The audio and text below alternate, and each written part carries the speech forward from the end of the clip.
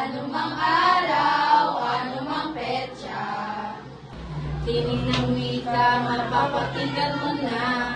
Anumang hirap ng buhay, sama-samang naglalakbay, umulan man o umaraw. Nandyan si Rhea at Arianina, tayo'y makinig, hey, sa kanila, hey, kanilang paksang nakakatuwa.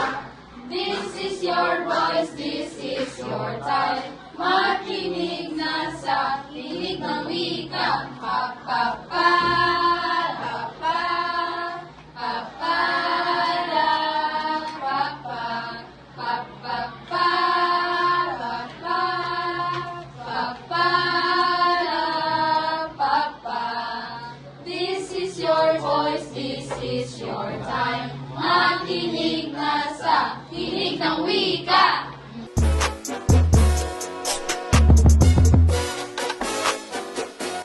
Pagbati ng magandang tanghali mula sa Tinig ng Wika. Ako si Rhea May Martin mula sa Ranyag High School. At ako naman si Arianina Villanueva mula sa Ranyag High School. Ngayon ay araw ng Lunes, ika-15 ng Disyembre.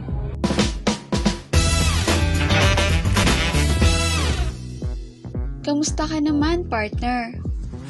Heto, at buhay na buhay pa rin. Ikaw, kamusta ka naman, partner? Maayos at masigla rin, partner. Kung gayon, ay atin nang simula ng ating talakayan. Oo nga, partner. Yun ang ipakilala ang ating unang bisita sa araw na ito. Ang ating unang bisita ay nasa baitang 11 ng ABM o Accountancy, Business and Management sa Ranyag High School. At siya ay nagmula sa bayan ng Ramon Isabela. Ating bigyang pugay Binibining Jasmine A. Miyage. Magandang tanghali, Binibining Jasmine. Magandang umaga at tanghali rin sa inyo, Binibining Rhea, at sa iyo, Binibining Arian, at sa inyong mga tagapakinig dito sa inyong programa. Salamat sa pag-anyaya sa akin dito sa iyong palabas sa Tinig ng Wika, isang karangalan ng maimbitahan rito. Kami rin ay nagpapasalamat at pinaunlakan mo ang aming panyaya. Kamusta ka naman, Binibining Jasmine? Maayos naman sa awa ng Diyos. Kung gayon, ay atin nang simula ng ating talakayan.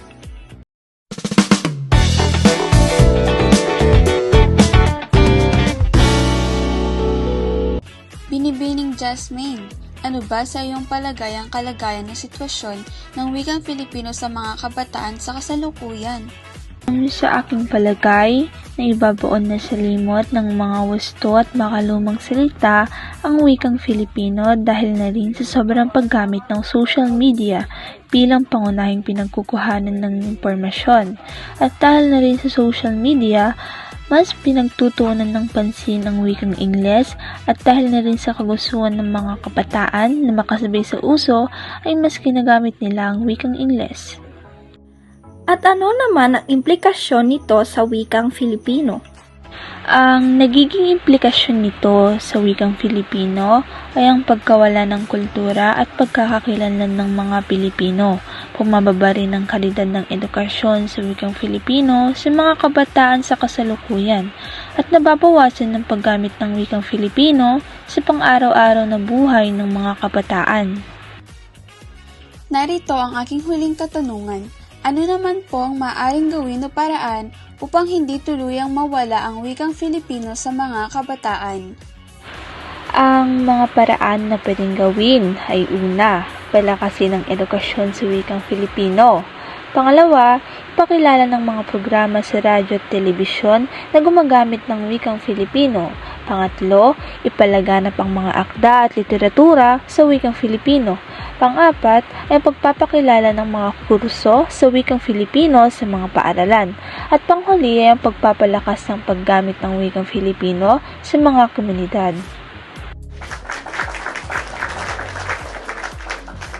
Maraming salamat sa pagsagot sa aking mga katanungan, Binibining Jasmine, at salamat sa pagbabahagi ng kaalaman sa amin.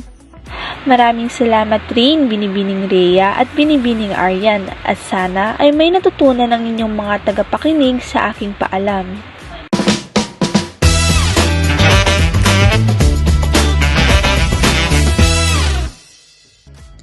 Talaga namang napakahusay sumagot ni Binibining Jasmine. Ano, partner? Tama ka dyan, partner. Ako nga ay kanyang napahanga sa galing niyang sumagot. At halata mo naman na siya ay mayroong malawak na pag-iisip. Oo nga, partner. Hindi may pagkakaila na isa siya sa mga kabataan na tinutukoy ni sa Rizal na pag-asa ng bayan.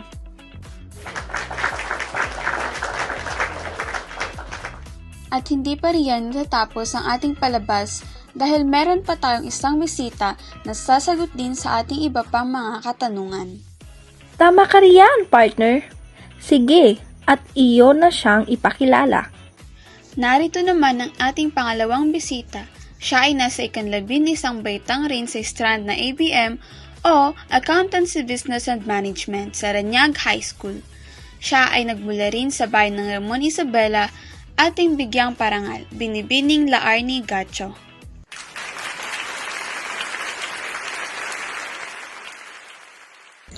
Magandang araw po sa inyo at sa inyong mga tagapakinig. Isang malaking karangalan ang maimbitahan sa inyong programa.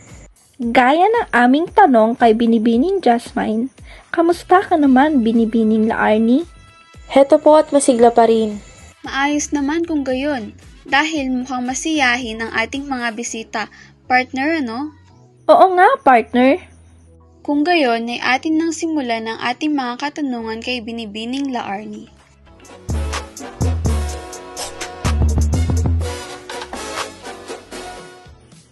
Narito ang aking unang katanungan, Binibining Laarni.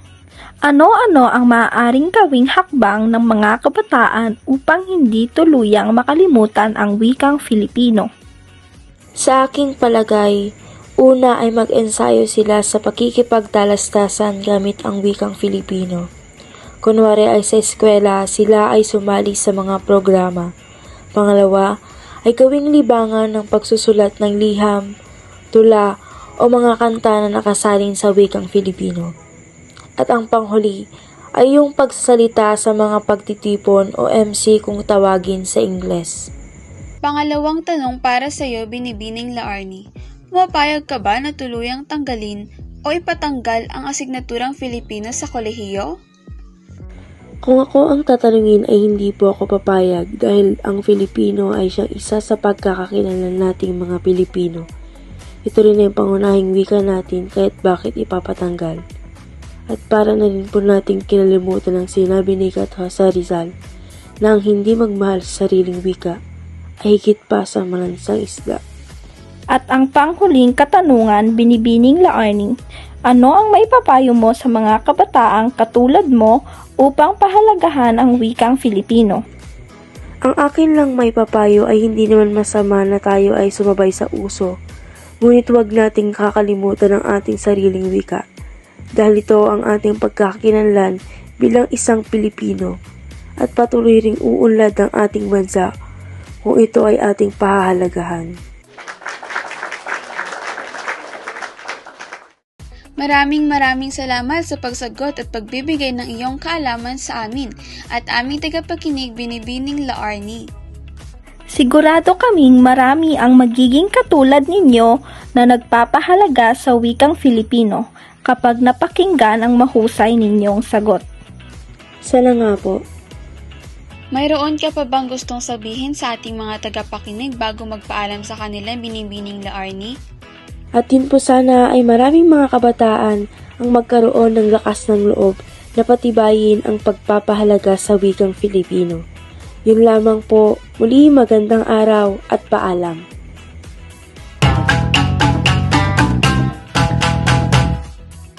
talaga namang napakahusay at napakatatalino ng ating mga bisita ngayong araw na ito, partner. Oo nga, partner.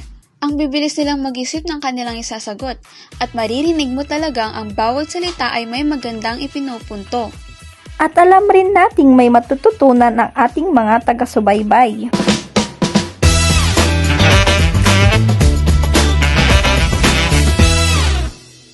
At dito na po namin tatapusin ang aming programa. Muli, ako po si Rhea May Martin.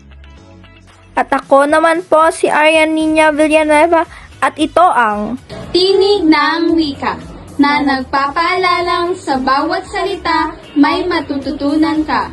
Hanggang dito na lang po. Hanggang sa muli, paalam.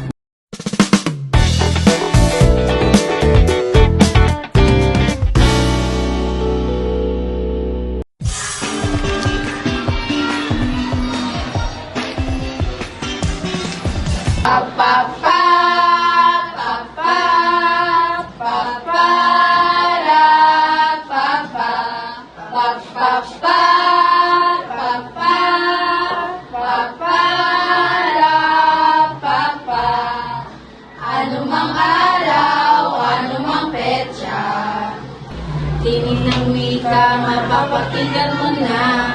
Anumang hirap ng buhay, sama-samang naglalakbay. Umulan man o umaraw, nandyan si Rhea at Arianina. Tayo'y makinig, hey, sa kanila, hey, kanilang baksang nakakatuwa.